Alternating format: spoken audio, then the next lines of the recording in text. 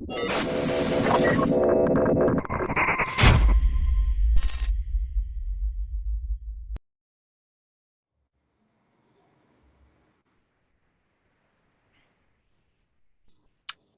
good morning, good afternoon, and good evening from wherever you're joining us. It's November the 5th, 2020. We're a week away from CISA Forum Canada 2020, and it's hard to believe that about a year and change ago, we had just completed the Global Cyber Olympics at Durham College, and we had also just completed the CISA Forum Canada in person, 350 people together, packed in a hall in Niagara Falls, believe it or not. My name is Ali Hirji, and I have the pleasure of working at Durham College as a lead at the AI Hub, as well as at the Center for Cybersecurity Innovation. I also teach at Durham College, as well as other institutions across Canada. Today, for the next 30 to 45 minutes, I'm going to be talking to you about the very interesting intersection between technology, AI, cybersecurity specifically, and insurance. And my guests today are two individuals who have been recognized in Ontario as potential leaders in this space. And I may have had a very small role to play in that, but I'm truly humbled to have my two special guests today. You know, they say fun is kind of like insurance. The older you get, the more it costs. Today, we're going to be looking at some of those data sets and trying to understand how these two individuals have extracted some interesting data from it and are now realizing new jobs in technology and insurance. They say don't make a sale, make a customer, make a relationship. These two individuals excel at that. Firstly, my guest is Saba Siddiqi. She's a principal investigator at Durham College's AI Hub. Not only is someone that I look up to a great deal, but someone who has mentored close to about 35 to 40 students at Durham College. She's joined by Nick Kidd, or as I like to call him, Captain Nick.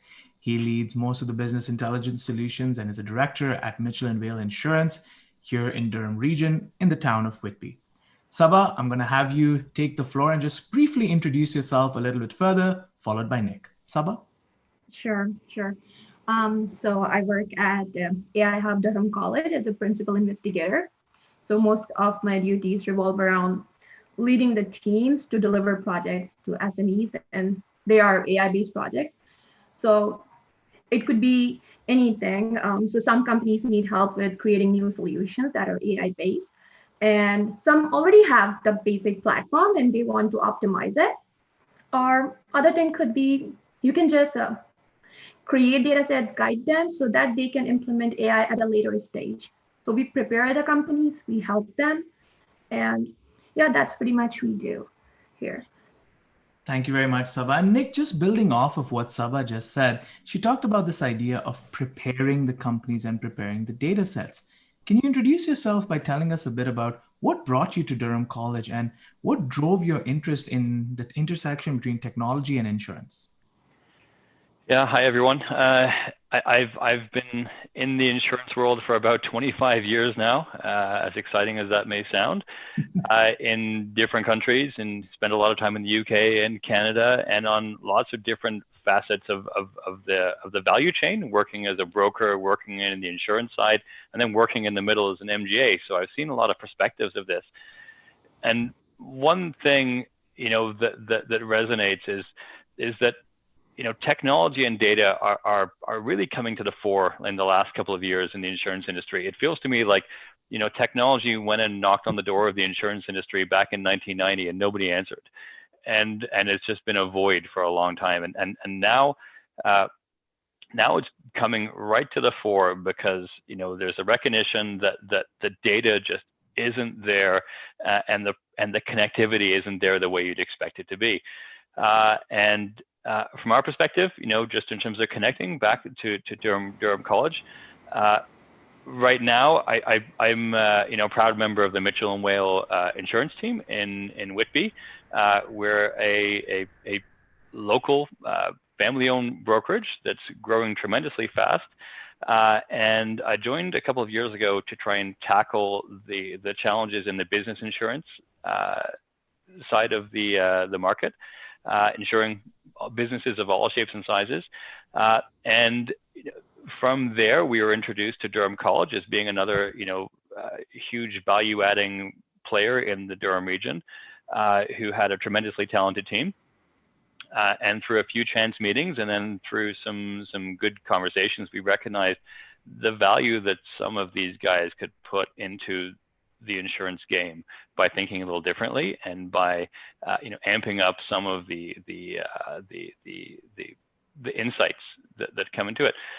So yeah, a lot of great conversations led to some opportunities to work together, and now we're like a year or so down the road and into phase 4 of our second project with the AI Hub, and tremendously excited by that. Fantastic. And obviously, you've always heard me talk about this idea that I like to focus our students on the aspect of ROI, the return on investment, but more importantly, the return on imagination. And I like to emphasize that because that's really the basis upon which we started our discussions, Nick. Saba, I'm going to turn it over to you.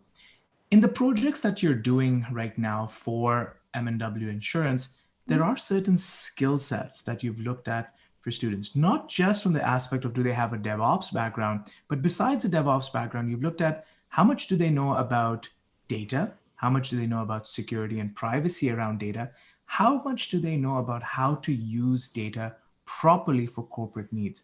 Can you talk to us a little bit about how you've trained students for this new sort of category of jobs, Saba? Sure. So with this technology introduced, that is artificial intelligence, data is all on the cloud. And you need to be sure that you're dealing with public data. It's sensitive data, and you want to be sure whatever you are working with, you are making it secure. You are encrypting it, and it's in the right hand, right? So along with having this DevOps background, that's a must for sure to get these projects working. You need to have a basic um, understanding of how the cybersecurity works and what are the basic parameters and rules that you need to take care of when you're working with this type of data. Yeah. And that could be how are you encrypting your databases. Yeah. First, it could be that, because as this technology is progressing, obviously there are people working with data sets, but there are other people as well who know how to use that, maybe in a bad way. Correct. You want to be sure, and that's I would say the main element right now of projects, let it be insurance projects, real estate, healthcare, or anything.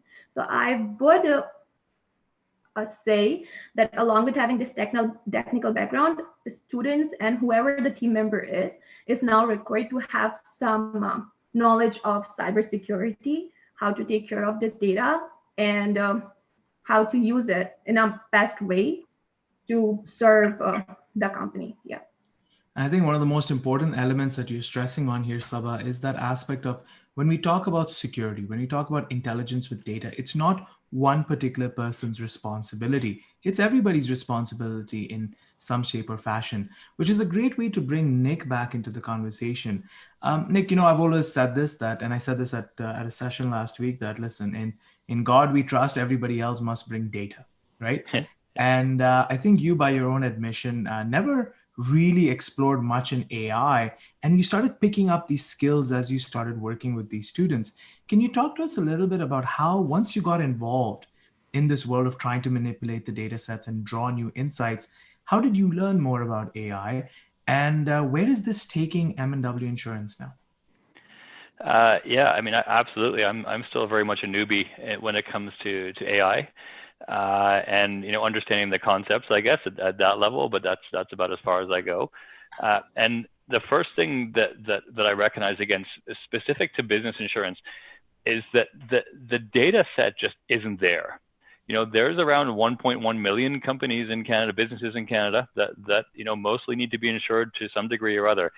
And the fact is, the attributes of those businesses, the information upon which the insurance is priced and underwritten, is not in an accessible format. It's literally sitting in PDFs and Word docs in mainframe databases, and therefore, what's been super hard to do is to apply any of these amazing AI processes or machine learning processes that would enable us to understand the profile or the attributes of a particular business and what type of insurance they need and who are the best insurance companies to meet those needs. And the techniques that we see and understand from machine learning, could really transform the way that process works if we can train the algorithms to learn, based on profile X, what is the best profile of an insurer to match, and effectively build, what could be a Tinder for insurance, and make the process far more intuitive and better at matching clients to insurers. But without data, this project doesn't even get remotely off the ground. So that's been my big first learning, that the value of just building that data set will be huge. And therefore, as we've been building the process and the platform that hopefully, in a year or two's time with data will enable us to really just transform the way the market works.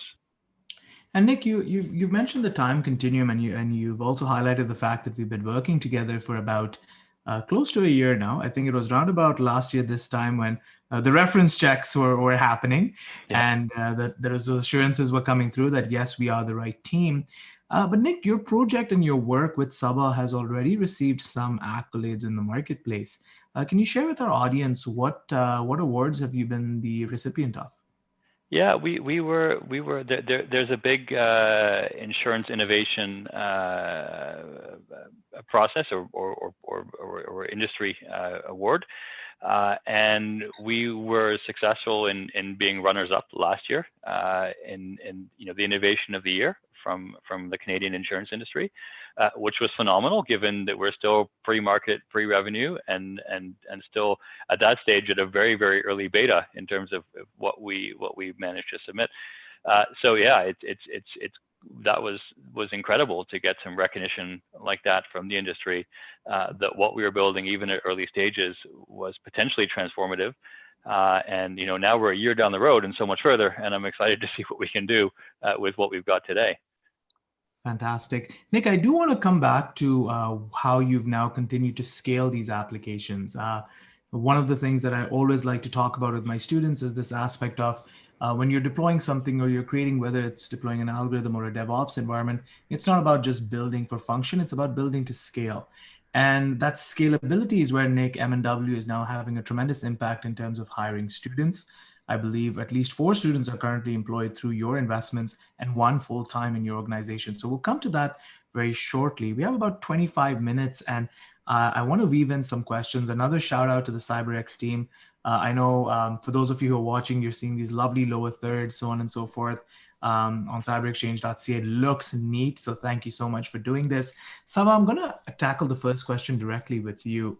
And this relates more to the soft skills that you're looking for in some of these students. You hire them on these projects, not necessarily on the basis of can they run a certain do they understand certain databases? That is important, but you also look for other skill sets. Can you talk to us mention maybe 2 skill sets that you're looking for that really resonate with you? Sure. One thing I see in my students when I'm hiring them is problem solving skills. Yep. So what I mean by that is with these AI solutions, most of the stuff that we are dealing with is new. Yeah. Well, we cannot expect every student to have like complete knowledge of everything. At the same time, we come up with these issues and everything. And we do have different platforms on internet, let's say Stack Overflow, GitHub Forums and everything. And if you have good problem solving skills, you know where to go, you know what to do. It will save your time. It will help you with maintaining your budget and everything. And you won't be needing extra resources. So that is one thing. At the same time, other thing I would say is communication and reporting. Yeah. And by that, what I mean is right now, it's not a task of one person. It's a whole team, right? And you need to be sure you communicate well within the team. So let's say, for example, if someone is working on back end and the other guy is working on the front end, you need to be sure what each of you are working on, just to make sure that you don't have to make any changes at the very end. Understood. So that's another thing. And when I say reporting, um, most of the time with students and team, the most valuable members are who know what the issue is. They are doing their work. Obviously, it could take up time. They can have any issues, but if they report it within time, it could help the team to come up with a solution within the deadlines. Yep. So those are two basic, I would say, skills I'm looking in my students and the people are hiring. I think that's the perfect advertisement for two of the courses that we run at in the AI grad cert. And I think we have one similar one in the cybersecurity grad program as well, which is on communications and consulting and knowing how to follow those timelines. It's an art and a science at the same time of knowing how to take these complex problems and bring them into those digestible little chew bit sizes that someone can think about and then get the resources involved. So I certainly attest to what you've said. Nick, building sort of on the point that Saba made, is this aspect of Mitchell and Will and your own hiring in this whole process of developing new technology. I know, nobody knows risk better than the folks in insurance. You know how to take risk and not be risky. And you've taken an approach where you're not going blanket and saying, we're going to hire 10 DevOps people or 5 data scientists. You've gone and you've partnered with the college and then use that as sort of almost like an intern environment, a co-op environment to then determine who you want to go with next. For the students that are listening and those who are really looking to get into the technology side of insurance, can you talk to us a little bit about what are you looking at when you're observing these students in their co-op like environments? Yeah, that's a great question. Great question. And firstly, absolutely, we're really proud to have developed our partnership and for it to have been so successful that we decided to hire one of the students working on our projects on a full-time basis. So that's that for me is just an amazing outcome of what we've been doing in the first year. So what are we looking for? I think one of the things of course that drove that decision to bring someone in full time was just being able to dedicate more time and attention to the project because it was so successful that we wanted to put more hands, more brains on that process. So that was part of it, and accelerate delivery, etc. The other side in terms of what we really liked was I totally everything that Saba said around problem solving and communication skills, but is critical. The one other thing that struck me is imagination, and I really like people who can foresee or who can kind of imagine better ways to do something. So rather than just taking direction from me and saying, okay, here's what we're trying to achieve and run with it and come back with exactly what I want. I would prefer someone who can actually take that in the spirit in which it's offered, understand the objectives of what we're trying to deliver, and come back potentially with better solutions, better ideas. Mm-hmm. And because what do I know, right? And I may have some thoughts of what I need something to do, but if the team understands the depths of what I'm really trying to get to, they might find a better path to that solution. And in fact, we've had that happen a few times with your team. One example I can give would be with some APIs, and our platform has a bunch of APIs running as a bit of background, and they were running a little slow and cumbersome. And then one of the development team had in their own time had the idea to vastly improve that and change the way they worked, and by repackaging the information, and then came back and said, hey, Nick, I did this. I thought it would improve, and oh my God, it just transformed the way that process works and the platform works as a result. So I really like that I love that people have the imagination to find better ways to do it than what they're asked to do, and can bring more to the table than just delivering on instructions. That was one of the main reasons that we picked someone from the team to continue to work with us, and hopefully we can keep doing that. Fantastic, Nick. And I think that attitude that you've instilled in the team, which is, when you're backed up against a wall, the only option you have is quite literally to break down that wall. And when you're empowered by principal investigators like Saba, it really is about the team that's around you that does not allow you to fail alone.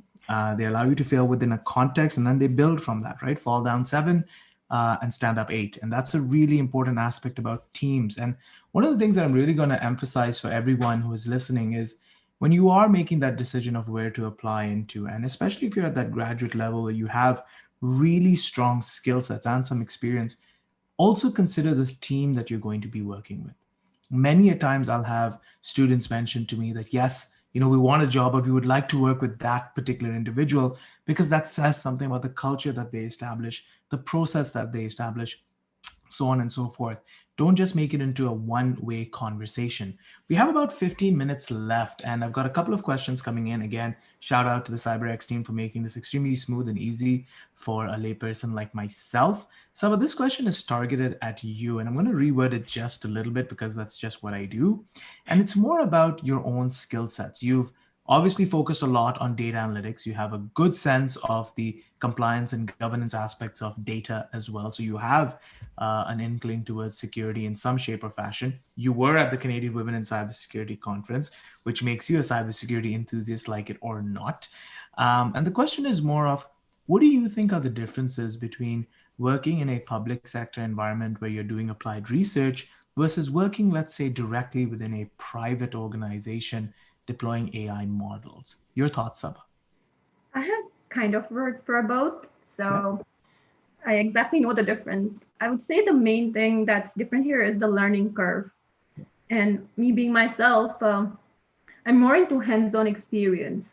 So studying something, working on something, researching something is one thing, but the fascination you get by applying it Yeah.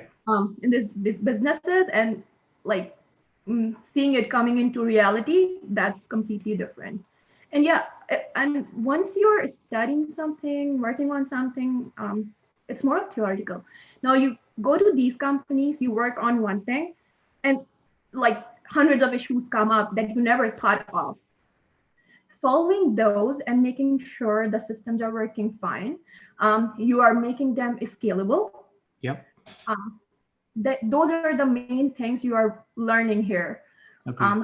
And when I say scalable, obviously that's something you need to take care of from the very basic steps. You don't take care of these things, the algorithms, the strategies you are using for the small data sets. When you move to the big ones, that won't work for you. So you have to plan early. Yeah.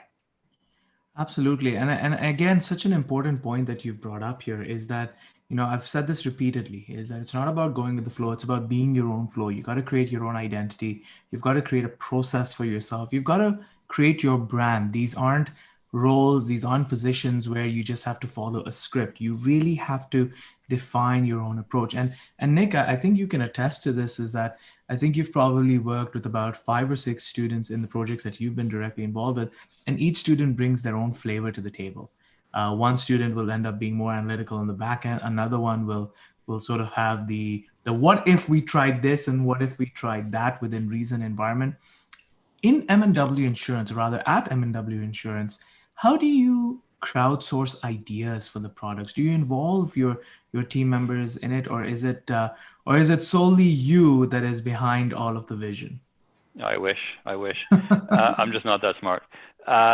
We talk to everybody, within reason, to constantly get ideas, prototype, demonstrate, get feedback, reprototype, and run that cycle a lot. We talk to our teams. We talk to potential other users and other brokers. We talk to insurance companies that are, of course, key stakeholders in the value chain.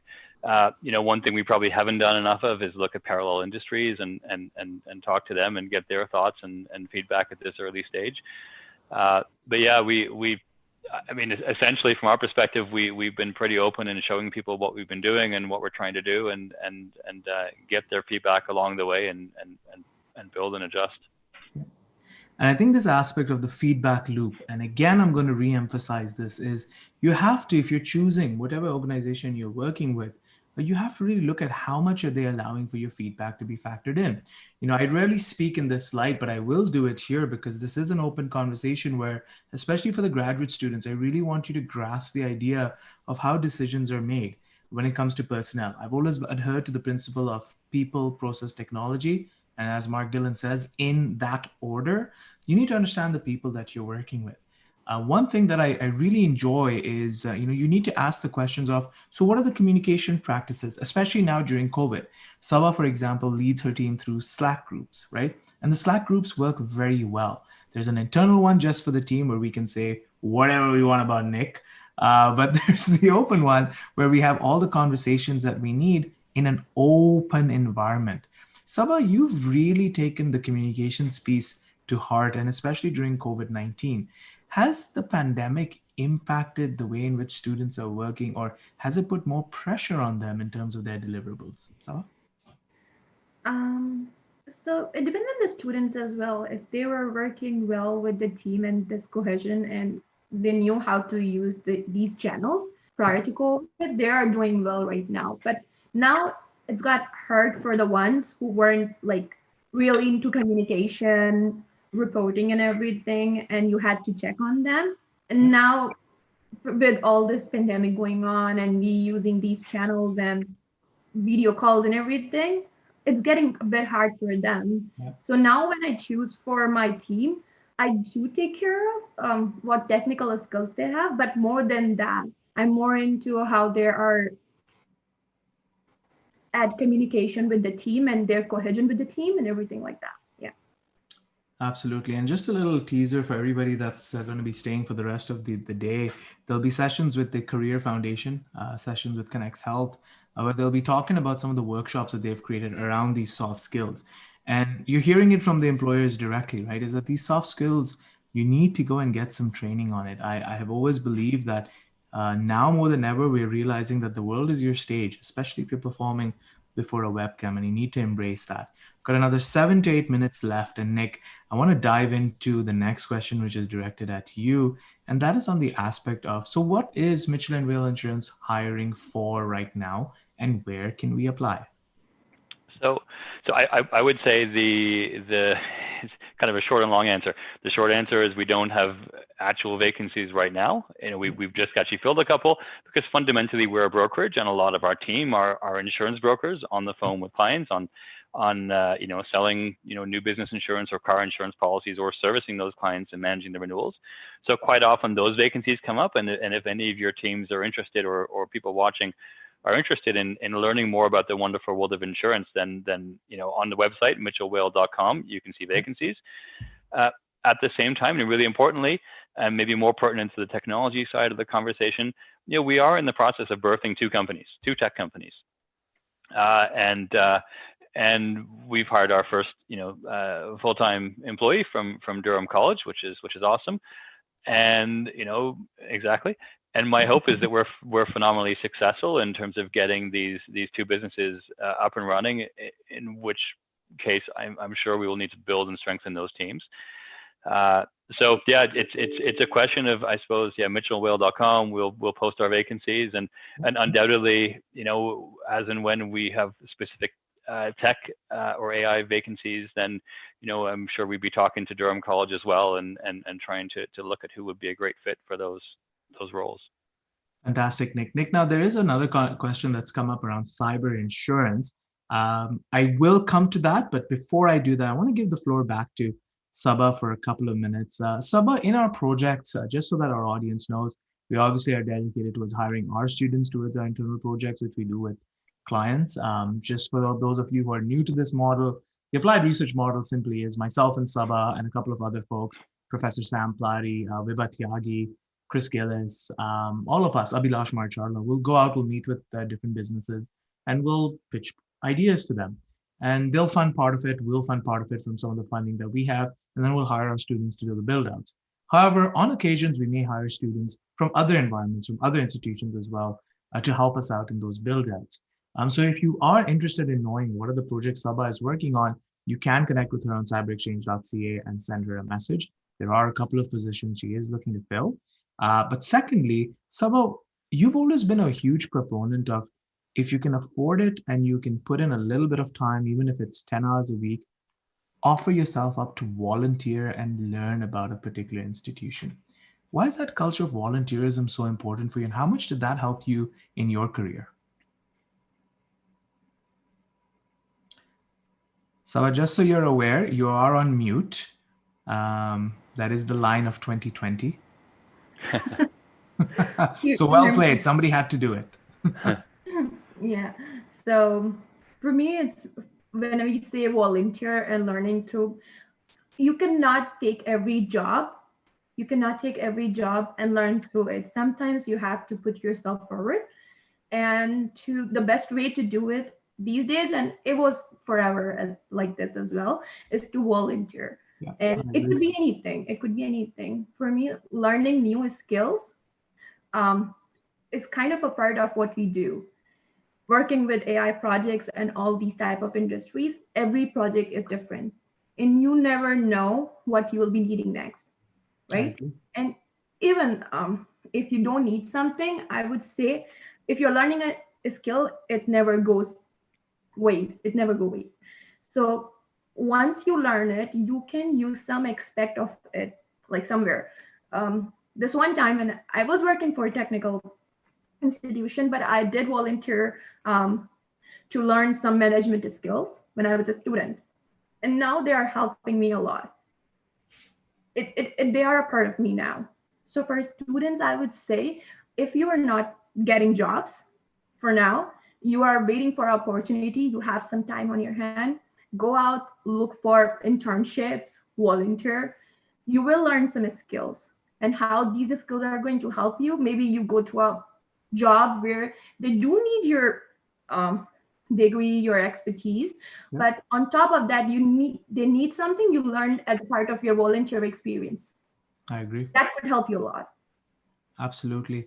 And I do recommend, thank you, Saba, for emphasizing that before we go into the last question, is for students and for fresh graduates who are listening, that session that we're going to do with Career Foundation, you also need to be aware of your rights as a student. You need to be aware of your rights as a volunteer. And there are resources out there, which is where, again, I really want to commend the team at Mitchell and Whale Insurance because they were open to having some co-ops come in. They were open to having some volunteers running, but they did it with process. Is an NDA in place? Do we know how many hours? Do we make sure that they're using their corporate email as opposed to their Gmail? There are certain things that you need to be aware of. So please take advantage of that Career Foundation session that will be starting, I believe, at about 12:15-ish.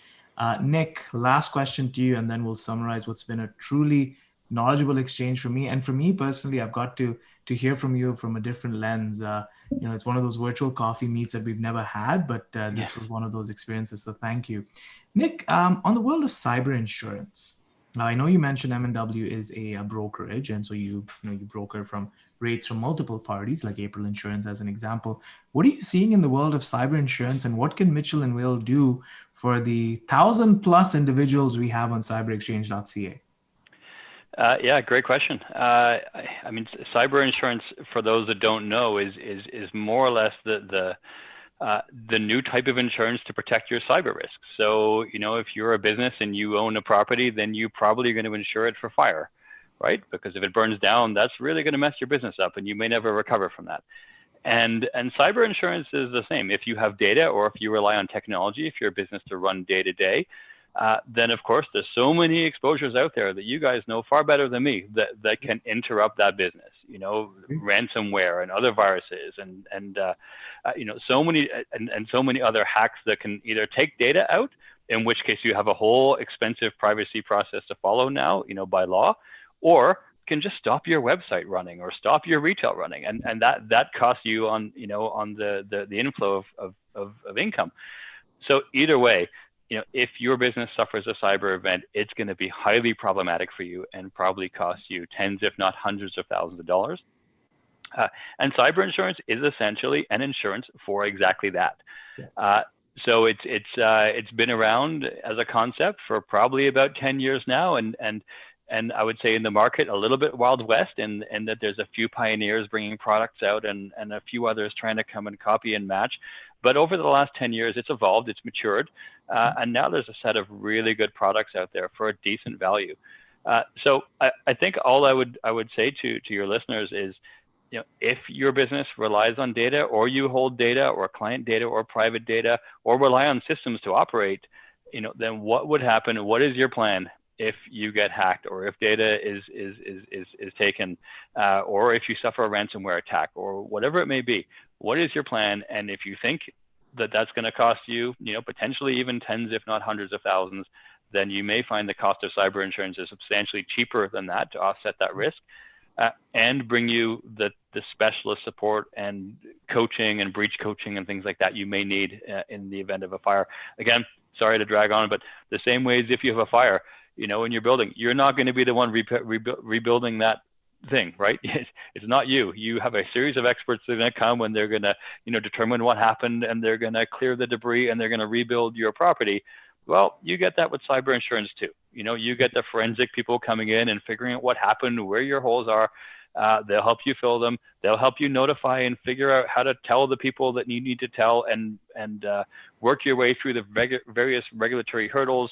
They'll help you, get your data back if you're subject of ransomware. They'll help you negotiate that. They'll help you get the Bitcoin.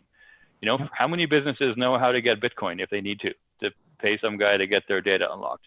Most don't. So these insurance companies, not only do they sort of pick up the tab, but they also bring the services to the businesses to keep you up and running. So yeah, I think final message on this, I'd encourage anyone who wants to know more just to reach out to me or to the Mitchell and Whale team. We can talk you through what's included and, potentially what it might cost your business to get protected and feel a little bit more comfortable at night. Like Mitchell and Whale, we have cyber insurance. There's no way we could operate without it. Like zero chance we could operate with the amount of data we hold. Zero chance we would want that risk on our balance sheet. So I'd be surprised if most other businesses aren't in the same boat. Nick Kidd, I've always loved your last name because I kid you not, if there's anybody that I can talk to about insurance or that our audience wants to talk to about insurance, kid you not, it is Nick Kidd. So reach out to him. I believe he is on cyberexchange.ca as well. If he isn't, he will join, and you can connect with him there if you have any questions related to insurance.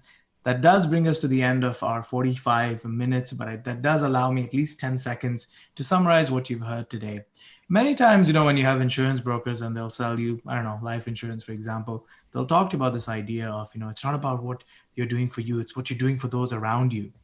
As morbid as that may sound, and as realistic as that is, because that is the reality of life, it does remind you something about the importance of leaving a legacy behind wherever you work. If you look at Saba Siddiqi, she's been at Durham College now for about a year and a half. She's had a kid in the process as well. And I still remember this, is that she had just delivered, and the next day she did get on a call for 5 minutes with her team, telling them about what their duties were for their upcoming client meeting. And I think that tells you how those little skill sets stay with the team, stay with the company that you're working for, and those things get recognized. Make sure that you're not just picking the job, but you're picking the people that are around you. And I know when you do feel desperate that you need the work, the financial pressures are there. I'm totally aware of that. You do also have to keep in mind your mental health and your sanity when you're working somewhere is just as important. Saba and Nick, I want to thank you again for supporting students at Durham College and laying an example for students across Canada and across North America. In fact, I believe we have a couple of viewers from the Africa Cyber Defense League as well, for viewers around the world on how good employers are made, how good partnerships are created. Remember, don't make a sale, make a customer, make a partner, make a relationship. Saba, Nick, thank you very much for your time. To our audience, in the next 30 minutes, you'll be joined by the Career Foundation and Connects Health, who also have a relationship with the work that we do at Durham College. Thank you all. I wish you well. Saba and Nick, I'll see you in the green room. Take care, everybody. Thank you. Thank you.